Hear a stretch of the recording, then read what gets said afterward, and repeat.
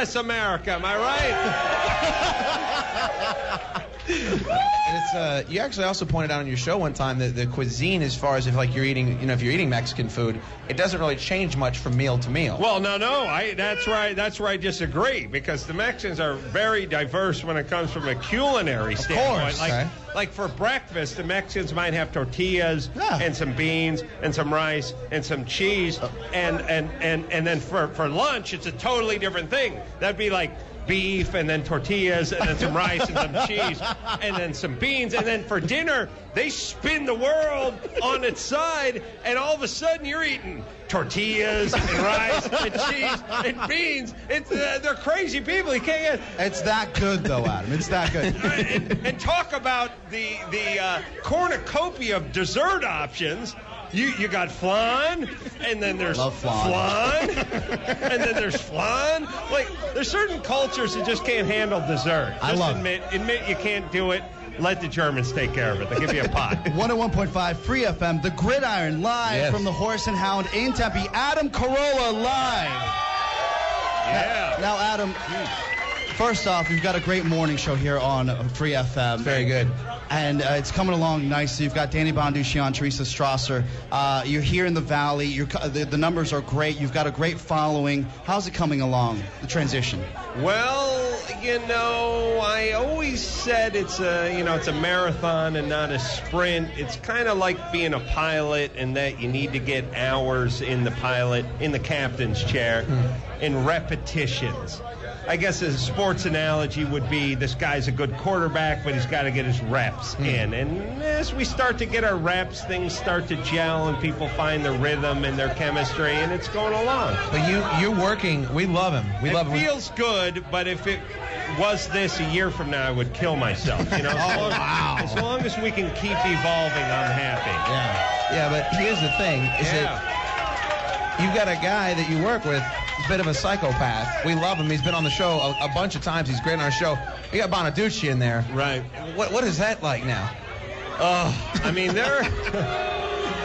Oh no! Come on. No, I don't mean it that way, but Bonducci has one speed. He's like 11 and annoying at all times.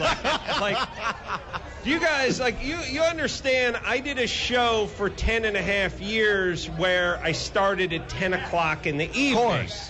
I got home at 12:30 at night. I went to bed at 2:30 every goddamn night. Yeah, we used to be on right after us. So all of a sudden, my world has been turned upside down. And by the way, 180. You people out there goes, my world is turned around to a 360, means you're back at the same place you started. 180, not 360 anyway. Point is, all of a sudden I'm getting up at 4:45 in the morning, and every once in a while I'm in my kitchen and I'm a little hungover. Of course. And it's 10 minutes to 5 and it's dark outside and I'm the only human being awake, and I'm drinking my coffee and I'm thinking, Bonducci. He's going to be wearing cowboy boots. He's going to be wearing a suede vest with no shirt underneath. It's going to be bedazzled. He will have had 9 Vivarin, and he's going to be fired up. And I think I could handle that at 10 p.m. Of course. But at 5 a.m., you know what I mean? No, absolutely. And also, how many times did you show you his abs? It's a good point. We don't do a lot of heavy lifting, but he does wake me up in the morning because he's standing up and he's shadow boxing the whole. It's like he's doing some instructional workout video. He literally does chin-ups in between commercials while he's smoking. You got to contrast that to when he motivates me. When you work with Drew. I mean, oh my God, how different that worlds corpse. Oh my God, Drew, I had to explain we're on the radio every 10 minutes. Like, here's how Drew would work.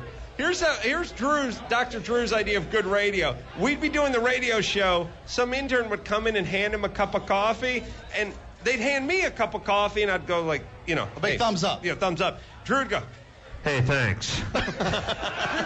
Like, Drew, I'm talking. Do people even know who you're talking to? What? She brought the coffee.